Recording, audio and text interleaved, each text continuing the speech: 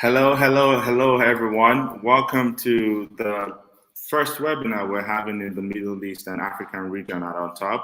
My name is Abdul Jabbar Momo, and I'll be your amazing host today.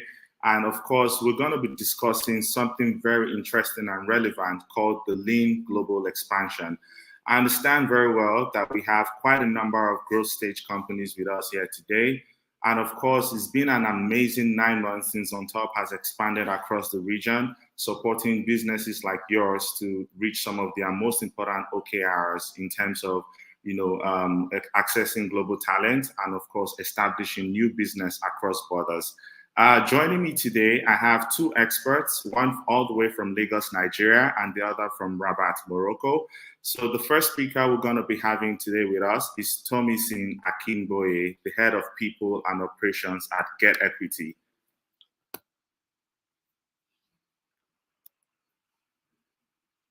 Hello, Abdul Okay. Jabal. Good afternoon. Good afternoon, Tomisin. I guess it's a sunny day in Nigeria. I can see the sun rays Oh penetrating in, yeah, yeah? oh yeah. I've not really stepped out today, but yeah, it's sunny, but not as bad as it is on a normal day. Great, So great. not as Nice to hot. have you here. Thank you for making our time to Same join here. us Thank you so today. much for this honor. Great. All right, then. So we make the best use of our time and not to keep our viewers waiting. We're just going to dive right into it. But before we do Okay. that, I would also introduce our next speaker who would be joining us in a few minutes. He goes by the name Hassan Anbar, and he's the founder, Bright Leads Media from Rabat, Morocco. All right, then. So starting with Thomason, could you tell us a bit about your business and some of your most recent growth objectives? Okay, thank you very much, Abdul Jabal. Get Equity started operations fully last year, July 2021. Before then, the product and the business itself has been in the building stage, and it got to a stage July last year that the co-founders decided that okay, yes, we this is something we can present to the public, and we went live. It has been a very challenging event packed and rewarding past 1 year. The past 3 to 4 months have seen us expanding.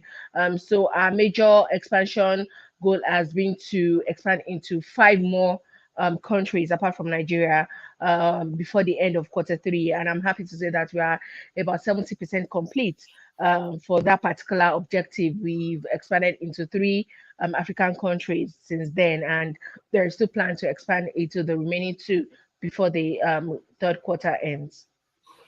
Amazing. I mean, all of this just in 1 year, it takes a lot of businesses, 3, 5 years down the line, Series A, before they begin to think about expanding into new countries. But Get Equity seems to be really fast at this. So, my next question is going to be, at what point did you realize that there was a global opportunity for you, to pretty much take your business across borders?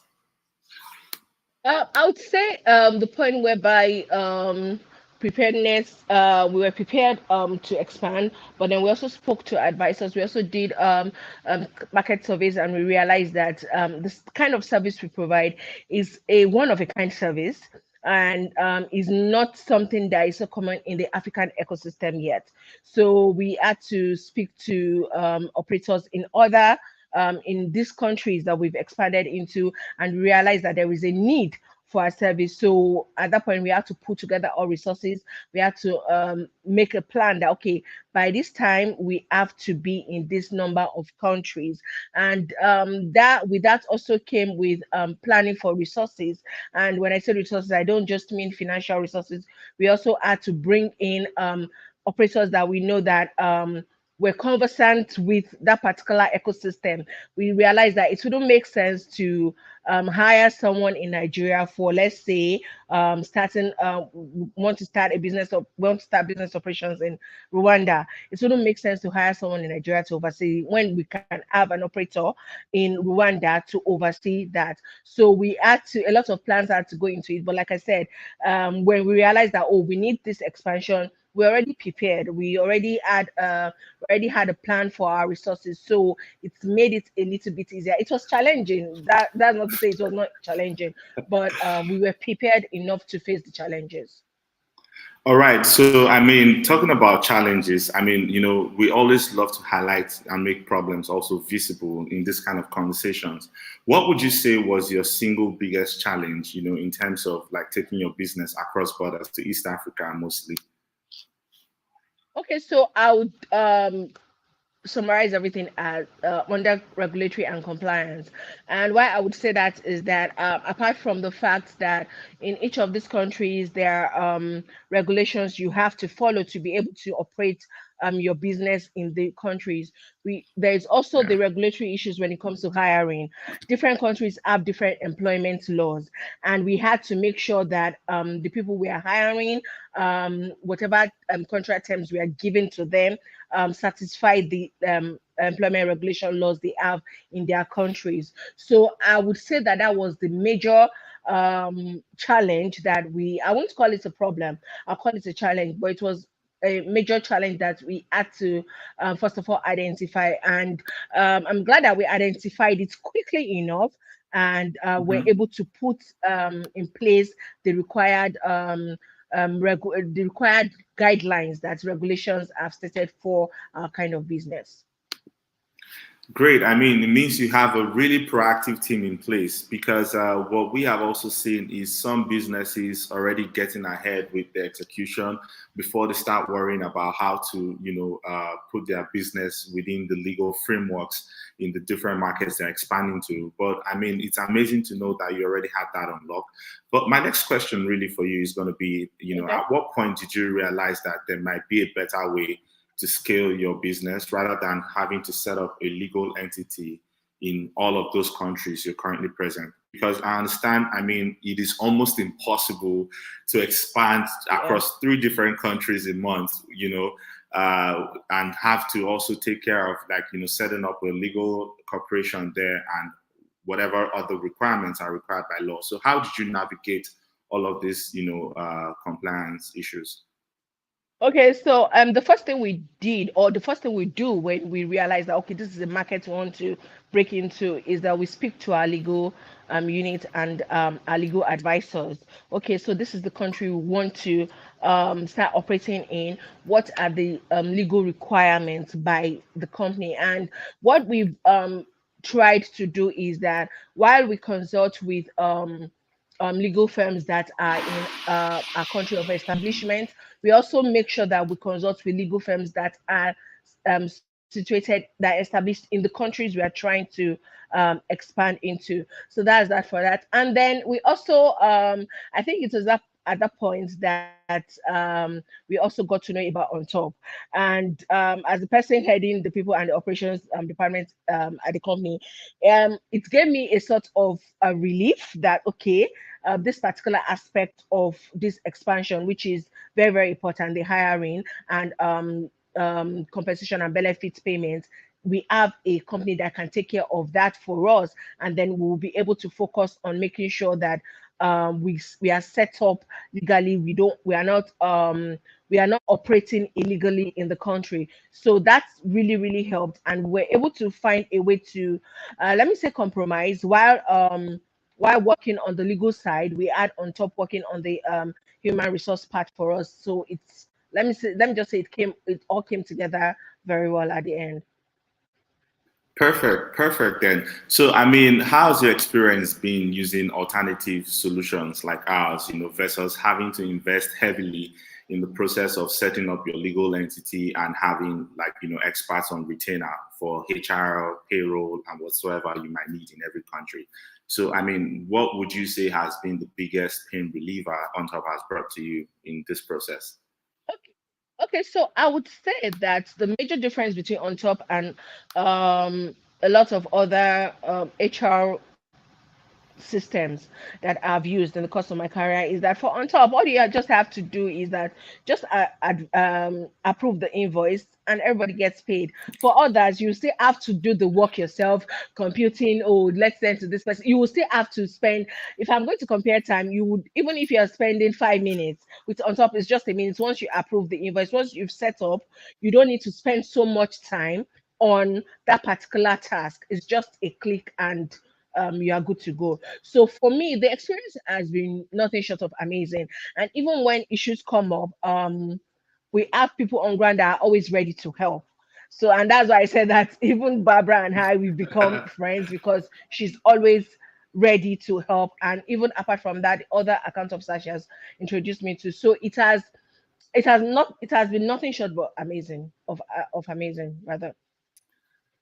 I mean, that is so great to hear firsthand from you, about your experience. But this is something that we also pride ourselves about at On Top. The fact that we have human, connection, as part of our support process. Although, of course, there is automation, but we realize that people love that human feel.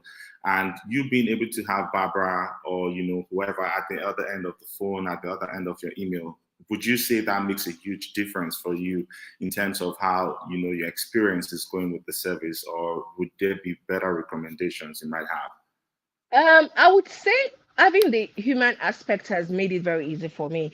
So there was one thing that Barbara did when we were trying to set up and we ran into issues. She made sure that she called each of the employees we were trying to set up, and after speaking to me, she spoke to them, explained to them what was going on, and she did not stop communicating with them until after everything has been was settled. And even after everything was settled, she still reached out to them to confirm that okay, is everything okay now. So I would say that the human aspect, having that human aspect, has really, really helped in making the experience um, more amazing. Great, great. Before I jump into, taking questions from the audience, I'm sure they must have, a ton of things they might want to ask you today. I would like to know what your thoughts are around, the future of work and, teams going remote and distributed first, because since the pandemic, we've seen how, work culture has changed globally. How would you say that has impacted your business, and where do you see these, how do you see this being structured in the next couple of years? Okay, so I think let me just start with the fact that prior to the lockdown, a lot of businesses believe that oh, if our staff don't come to work every day, that we are seeing their face, nothing is going to happen because before prior to joining Get Equity, I was a consultant, and there were a lot of employers that we came across that were like that, that would advise that okay, this might even save you more money if there is no need for your staff to be at work, they might work better at home, but nobody listened. And then lockdown came, and suddenly everybody was okay with working remotely.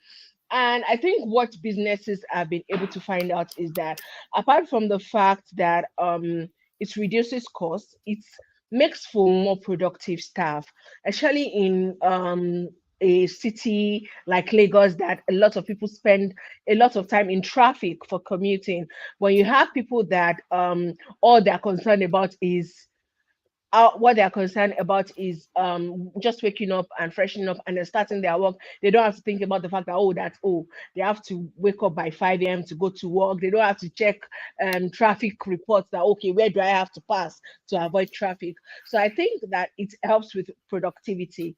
And I think that it will still continue because while some companies are insisting that their employees come back, I think at a point they are going to realize that it is counterproductive for them. And we've actually have had instances of companies that would ask their employees to come back, and then maybe 50% of them would just resign that, you know what, I can't do this any longer. So we are still going to get to the point whereby a lot of employers are going to embrace it and also realize that it is cutting costs for them. I mean, that cost point, we can't emphasize it enough. So I'm going to be asking, like, is Get Equity a fully remote company or is it a hybrid company? What is your work culture like in this modern day or the future of work that we, usually talk about? What is your own setup like firsthand? Okay, so we are fully remote. The only times we see is when we have team bonding sessions that we have quarterly, and then or when we have maybe like maybe different colleagues meet themselves at different bars or lounge, but we are a fully remote organization, and it has helped that our workforce is a how can I put it now? We are really about the work. So despite the fact that we're a remote organization, that has not stopped work. People are still productive. People still deliver on their deliverables. So it has not even come up that, oh, you know what, maybe because how people are not doing their job well, maybe we should consider taking off the remote operation, but that has not come up. And I think that for the foreseeable future, we are still going to continue with remote operations. Great, great, great. I mean, this has been a really amazing 15 minutes of conversing with you, Thomasin. While we're waiting to Thank see you if so we much. have any questions from the audience, I mean, I think you've been super, super clear as to how you've been Thank you. approaching your approaches at Get Equity. But let's see if we still have any questions from the audience. And in the meantime, I mean, I would love you to really share with us while we're waiting on the audience. Are there any key learning points so far so good with your experience of having to scale across multiple countries in months? Are there any key learnings you would like to share with some of the growth stage businesses listening to us today? Okay, so I would say that number one, identify your possible challenges in advance.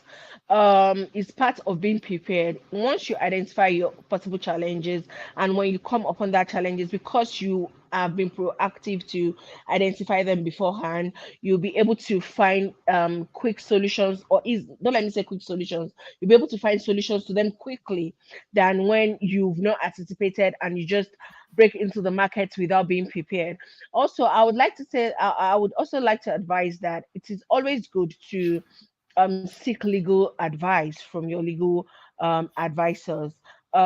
We tech ecosystem as a whole is being driven by regulations, and unfortunately, because we keep innovating new things, regulation is having to play catch up with our innovations. But still, always make sure that you seek out legal advice, you have people advising you, and you listen to them, because there are companies that the employers that are used to having consultants, having advisors, and all they do is just listen to their advice and not listen and not act on the advice. So I would advise that you actually seek legal advice, and when you do get it, you act on it, you implement it.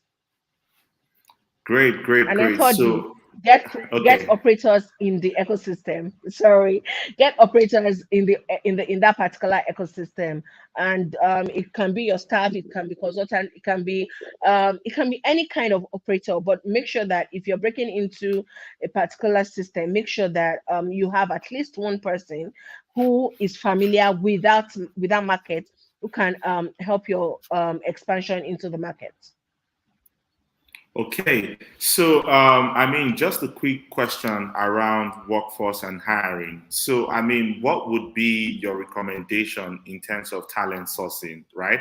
We've seen as a trend at Ontop that most businesses, when they're scaling or exploring global talent, they're usually focused on two major roles a lot of times: sales and technical hires like developers and whatnot. Mhm. Yeah. So you have a bit of experience with this hiring across borders. So what would you say are some of the tips you can share today for people to identify new talents in markets they're not, super familiar with? What would be the benchmark recommendation for you? Okay, so one of the tips we use for hiring in Gata Equity is referral. So once a new vacancy opens up, before we even announce it to the public, we let everybody know that okay, we have this role to fill. If you have anyone that you can vouch for, that you can refer, please refer. From experience, that has like 90% success rate, and from findings, the reason for that is that when someone is telling their friend or an acquaintance that, oh, there is this company I work with, it's easier to convert person they are talking to, that referral to start, because they have done most of the job for the hiring team. They've sold the company to the person they want to refer to the hiring team. So the hiring team does not have to do a lot of work trying to convince them. And it's um it's better coming from a staff that, oh, this is what our company does for us, this is how they make us happy. It's better coming from a staff than if it's coming from a hiring team, a referral, a candidate. We have we have it easy believing such a thing coming from a staff. Then also, I would say that um a lot of employers need to cut down their hiring time, because I've realized that it is one of the obstacles when it comes to hiring, especially for startups. Startups are companies that are supposed to be fast paced, so to you don't need 3 months to make a decision for a role, especially for a role that you urgently need. So one of the tips is to make sure that your assessment package for hiring people is as concise as possible. Identify what you need from the candidate, and identify um, how the assessments you can put together for the candidate to prove that they have the skills. So those are the two tips I can share. Great, great, great. I mean, amazing to hear that you are also leveraging on your network to find the best talent. Of course, we do have a package called the Ontop Match as well, where we are able to help startups cut out a lot of time, and cost in their international hiring processes. So again, if you would like to touch base with us, feel free to find us at www.getontop.com. And in the meantime, before we wrap this up, I learned that you have an amazing event coming up, first of its kind at Lagos, Nigeria, called the Get Equity Startup Festival. Would you like to share a little Well, more yes. about that with us before I let you go?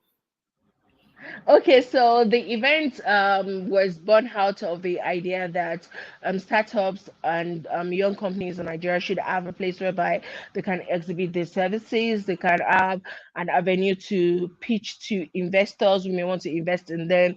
They can then operators in the ecosystem, investors, VCs, founders can have somewhere where they can actually get details of this company. So that was how the idea was born. And we have is a 2 day event, which we have different panels for. We have panels that will be talking about regulations on the ecosystem. We have panels for health tech. We have panels for workforce. So it's just an event where we believe that both operators, startups, VCs, investors, and also even people looking to break into tech will be able to benefit from. So I assume this is going to be a huge festival, right? Because now you're having Oh lots of yes, stakeholders it's gathered in coming one up. place. It's coming up on the 29th. Yeah, it's coming up on the 29th and 30th of this month at Landmark.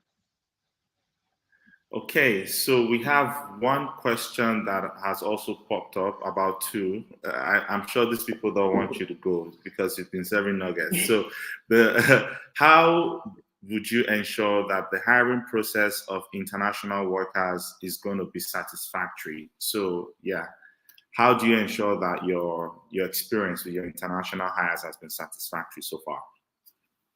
Okay, so far, for all our international hires, they've been through referrals. So, like I said, that cuts down the process time. But what we do generally, or what I advise, is that after each hire, we do a check-in with our staff after like a month. Once they enter, we do a check-in. How was the hiring process? How has the onboarding process been for you? How have you been able to adapt to the organization? So we have a kind of survey that we conduct after the hiring to ensure that, okay, the process was satisfactory for the hire, and to look at ways where we can improve on the hiring process. Great, great. And then, from your comments earlier, we're sensing that there is now a lot of competition around knowledge workers, right? Because again, some companies are now moving back from being remote to wanting to go back to being traditional on-site, while others are having, Yes. the discussions around hybrid, some days in the office and other days out of the office. So, I mean, would you say that has given room for businesses like yours that are fully remote to also tap into, retaining top-notch talent, as an incentive that your workers have the freedom to work from anywhere? Like, how would you see the competition for knowledge workers in that space? So I would say while it's not the top five incentive, I'll say it's also one of the incentive. Funny enough, one of my peers in the industry actually were discussing, and she told me about how all their engineering department had to quit because they were asked to come back to Wow. work. So exactly, and this was after they had advised the management that okay, this this is what can happen. And that was why I was talking about the fact that when you have advisors, when they advise you, you listen and implement on the advice. So I would say that remote operation is actually I don't even want to talk about just get equity now. I'm talking about generally. I think it is still a good incentive because I know a lot of people that are job seekers that have to tell you that if it is not remote, I don't want to do, especially when you are in a city like Lagos. So I think that remote operations, remote work is actually an incentive right now that employers we have as an edge over their competitors. Great, then. Great, great, great. So, again, for those of you who might have just been joining us in this space, we have Tommy Singh here with us, the head of people and operations from Get Equity, and she's been serving us nuggets on, some of the best ways you could go about your global hiring, expanding your business in a cost-efficient manner, and also staying super compliant while doing so. So again, like I mentioned, Ontop is your one-stop shop that helps you finding the best talent, onboarding them in a legally compliant way, and also ensuring that your people get paid on time and they stay happy. If you would like to have more of these kind of sessions with us, of course, we would have another session next month where we're going to be talking about the future of the workforce. Feel free to find us at OnTop HQ on all social media pages. And of course, you're free to visit our website as well, www.getontop.com, where you'll be able to find more information on how to take your business across borders.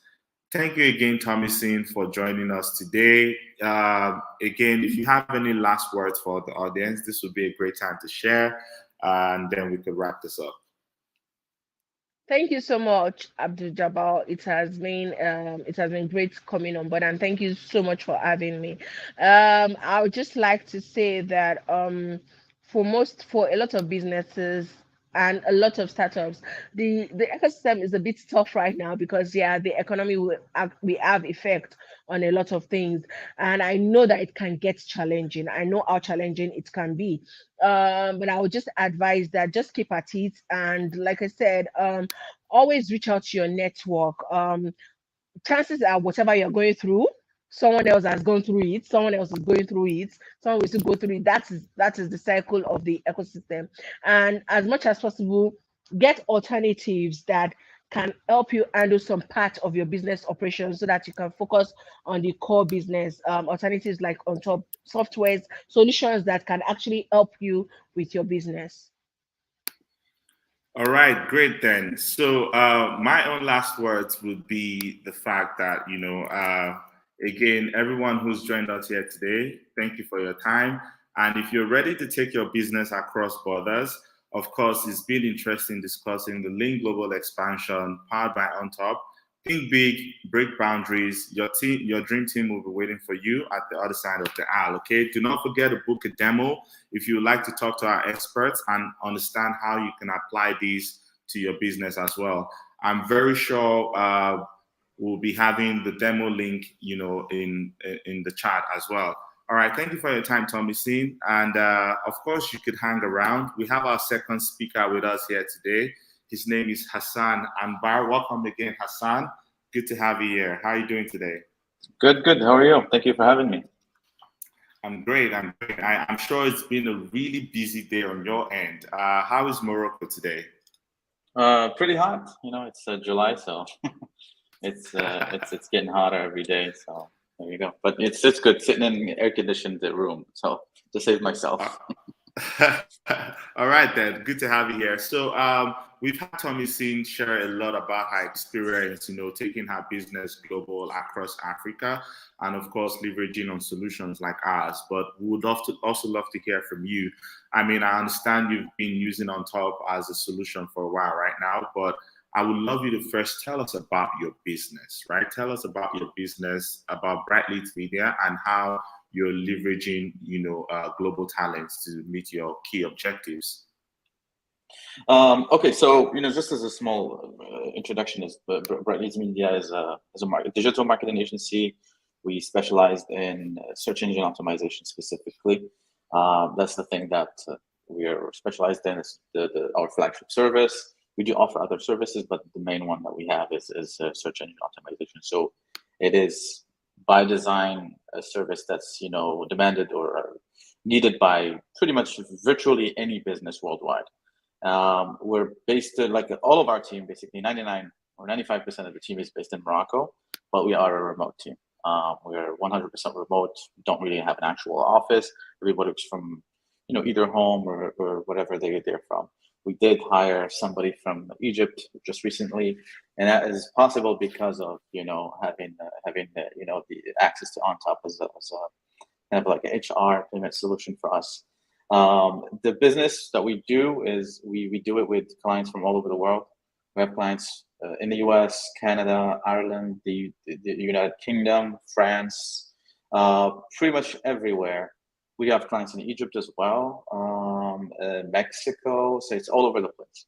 And that's, just part of I guess, the new world. I mean, we've been doing this for a while, but it is, like this how kind of what business is right now is you're just sitting somewhere, but you are dealing with the whole world. So.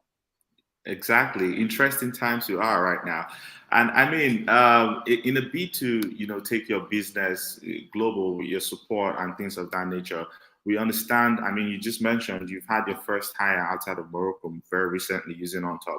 So we understand that that also comes with its challenges, right? For businesses to explore global talents, especially outside of the primary market they used to. So what would you say were some of the biggest hurdles you faced, with that process, finding talent outside of Morocco? Well, I guess it is always hard because there's a lot of like legal stuff, legal hurdles technically that you're looking at. If you want to hire somebody from, let's say, the UAE or Tunisia or Algeria or whatever, legally speaking, as an entity, as a legal entity in the United States or really anywhere, it's kind of hard to hire someone from another country, even if you're hiring them as a contractor. So they'll want, specifically, they spend really like 90% of their time or 100% of their time working on your business or with your business as part of your team. They'll want to have some security or like something like to tie them in as part of your team. The issue is it's just there's a lot of legal stuff, legal hurdles that you have to go through, and I think kind of Ontop kind of makes that not an issue, kind of fixing that like that problem, and kind of allowing you to hire people anywhere really.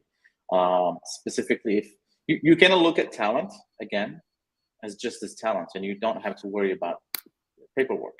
You don't have to worry about hiring issues and money and all of those. I think I may have lost you. Can you hear me? I can hear you. I can hear you just fine. All right, great then. I hope maybe it was a little glitch on my side, but I hope the rest of our audience was able to get all you had to share about that. But then I was also going to ask, about your experience using Ontop as a solution to scale. Like, what would you say has been the biggest pain reliever? Like using our solution, what has it helped you accomplish in a short time? In your few months with us. Okay, well, there's that huge problem that I had, which is kind of like managing payments for a growing number of cross-border payments. Yeah. Yes. It's just, other than just looking at people from different countries or anything, it's just like the actual team who are all here.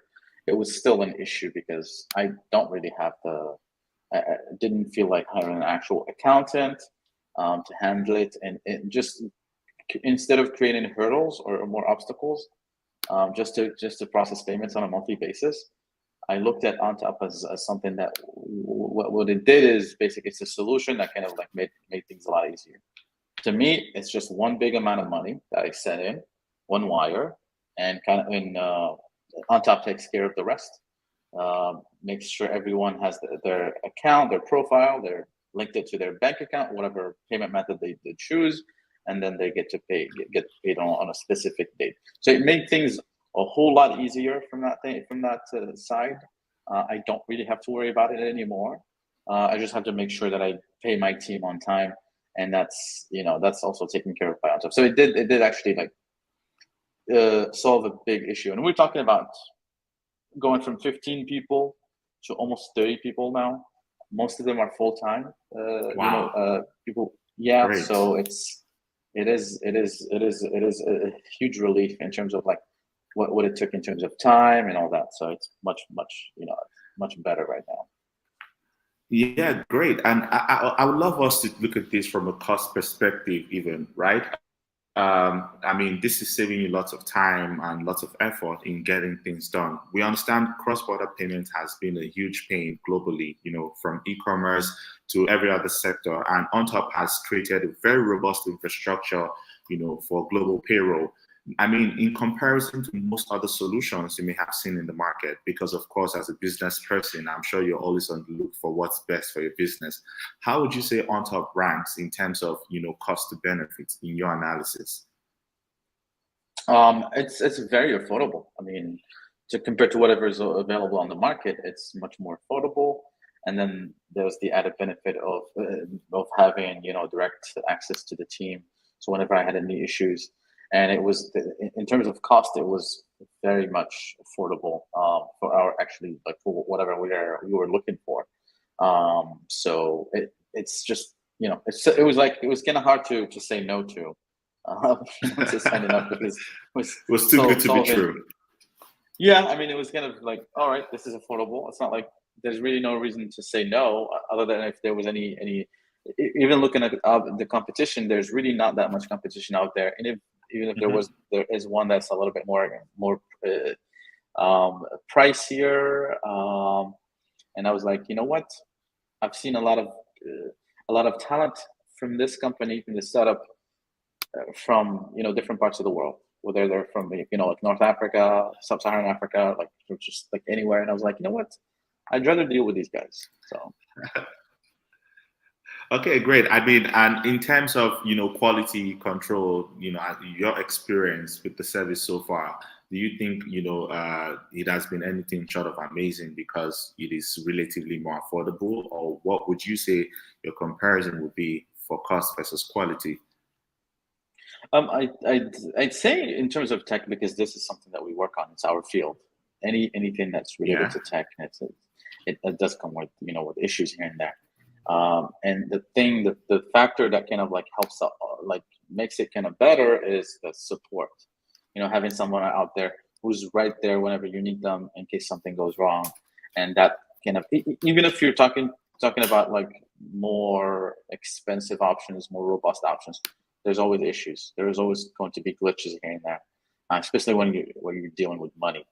So yeah, in that case for us, it was the fact that there's always support whenever there's issues happening, and it was honestly like whenever something shows up, and like I just reach out to the team, and they fix it right away.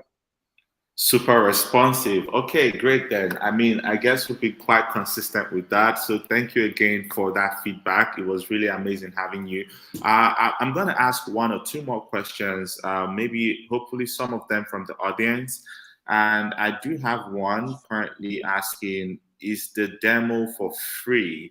All right. Yes, of course, the demo is for free. Again, I'm sure you can find a link on the chat where you're able to book a free demo session to have anybody at Ontop pretty much, assist you with your global expansion and hiring needs. We do have a question from one of the viewers. It says, what employment laws apply when hiring using Ontop?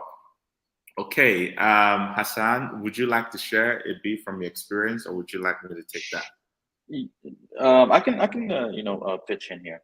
What I think, like in terms of laws, uh, pretty much every country out there has some sort of contractor employment scheme, or what we call like independent entrepreneur. You would call Hmm. them in the US sole proprietorship. You'd call them like just independent contractors in other countries, Yeah. whether that's in Europe, whether it's in like Africa, anywhere you go. So, like for myself, a lot of my team members are on the kind of independent contractor kind of scheme. They pay their own Okay. taxes directly, even if it's much lower. We're talking about like 1% in tax rate wherever they are located. Um, Yeah. and like it kind of helps me or helps them kind of like keep more of their money. So if they're making like 700 or 800 US dollars per month, for instance, they get to keep most of it, instead of if they were a direct employee, they'd have to pay up to 20% or more in some cases, in taxes. But they still get benefits, social security, and all of that stuff. But like when it comes to Ontop, you are hiring them as an independent contractor, and that's one of the schemes that I use on this platform. Great. Yeah. Great. Yeah, so I mean that's for my case. Okay, so I mean, just to buttress a bit of what Hassan has said, of course, you would be hiring in compliance with the local law of wherever your contractor is located. Hassan has also mentioned he has leveraged so much on our independent contractor scheme. And on top, also has the ability to help you hire your people as full-time employees in specific countries. If you would like to know more about the difference and what route to take, again, I would, urge you to book a free demo, and of course, we would have an expert walk you step by step and make the best recommendations according to your business needs. Okay, back to you, Hassan. I would like to know, what are your thoughts really on the future of work, like being distributed and remote right now? You run a fully remote organization, and how do you see this trend evolving over the next couple of years? Well, we're gonna have to say thank you to the pandemic, even if it was a bad thing, but it did help kind of accelerate and make it a lot easier for people like me who wanted to just keep working remotely and keeping everything remote a little bit more mainstream in a way. So it was a little bit harder to convince people to work remotely. I guess like pre 2019, but now it's more of a mainstream thing. So it's very easy to just be like, oh, this is a 100% remote, position, and this is how much it comes with in terms of salary and benefits and all that stuff. So it's a lot more. We can reach a lot more people because of the fact that it's more mainstream now. And what we I guess I'm trying to say is, now you can reach a specific type of people who prefer, Mhm. you know, working remotely. And I'm not saying working from home specifically. I'm working remotely. They can work from co-working spaces Yeah, anywhere. right. Yeah. It doesn't have to be just like working from home. So there's a number of people who are pro remote work, wherever that may be, and that's good. That's a good thing, because again, if people have done it, even if it was like against their will, but they kind of saw the benefit of it. So whatever good it came with. So what I'm seeing is there's going to be a hybrid. A number of people who are going to be always like pro remote work, and there's going to be a bunch of people who are just they're people who love being socially, who are what Bonded we call up in like the same social, space. yeah, like social butterflies. Like they just love being in an office and being around surrounded with people. And you're gonna have like just camps, just like we used to back in the day. There Yeah. was like these ads about PC and Mac. So there's PC people and Mac people. So we have remote people and kind of like in office people. So that's what it is. Yeah. So you're just gonna have like a lot of people who I prefer this or that or the other, and it's just a matter of preference, really. Preference. Yeah. Yeah. Well, at least one thing we know for sure is that remote work is here to stay. And of course, the future is remote. Okay. I'm going to take one more question from the audience. And then, of course, you could give us your last words before we wrap this up. So we have one that says, do you help with talent placement? Called the Ontop Match Prime, where you're able to, have access to top-notch recruitment service globally, wherever you may want to hire. I'm talking all the way from the East in China to the West, in Latin America. So, of course, this is a worldwide business, and we would be very happy to attend to your needs. Again, kindly book a demo, and we'll walk you through. And we have one more that says, what if we're looking for a global salary survey for the part of the technology jobs? Okay, salary recommendations, depending on the role you're hiring for, it is something we also offer as part of our recruitment service. Like I said, Ontop is an end-to-end solution, in terms of finding the right people, knowing where to find them, how much they would cost you, all the way to getting them onboarded legally and having them paid in the fastest way possible. Ontop has got you, okay? So feel free to book a demo. Again, visit www.getontop.com, or you could also use the link that has been pinned to the chat. All right, so we wrap this up very quickly. Hassan, we've seen your team grow by almost 100% in a quarter or two, and I mean that is rapid, in recent times. So what would be your advice, for growth stage businesses that are listening today in terms of, the most effective way to scale across borders? In our, space as an agency, it's a little bit different than when people have like a SaaS business, like a software, kind of business. Scaling can be much like faster, I guess, when you're talking about SaaS.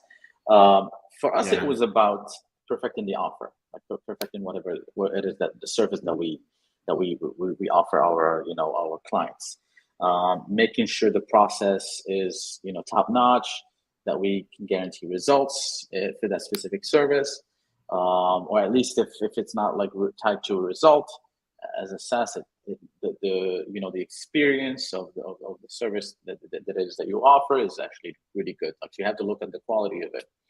The other thing would be to focus at an early stage to focus on sales and obviously marketing. So most of your money should be spent on marketing and sales.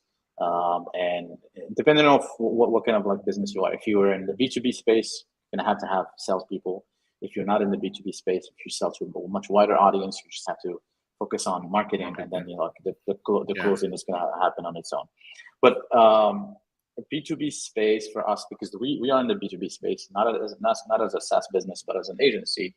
The focus is on marketing and sales to grow as much as possible, and that a lot of it can falls under my my jurisdiction as the founder, because we're still in the early. Well, we've been around for 5 years, but we've never really done any marketing because we never wanted to grow. But at this in 2022, we wanted to grow to a certain number. So that's why we're going as fast as we can, because we are at a stage where we can take as many clients and make sure that the service is good and the quality is great. So anyone has to focus a lot on the marketing and the sales as 75% of what they're doing, because again, that's like how you can grow, and make sure that when you grow, you want to keep the quality the same, whether you sell a service or software. Great, amazing. Thank you very much for sharing with us today, Hassan. It was really exciting having this past 20 minutes to talk about the Lean Global expansion with you. Again, if you would like to take part in more conversations like this, kindly look out for Ontop HQ at all social media channels. Engage with us on Instagram, Twitter, LinkedIn. And of course, do not forget to book your demo sessions and find out how you could take your business across borders in the most cost-effective way you could find today. All right. Thank you very much for your time again, Hassan. It was great having you here. And see you around. Bye. Of course. Thank you for having me. Bye-bye.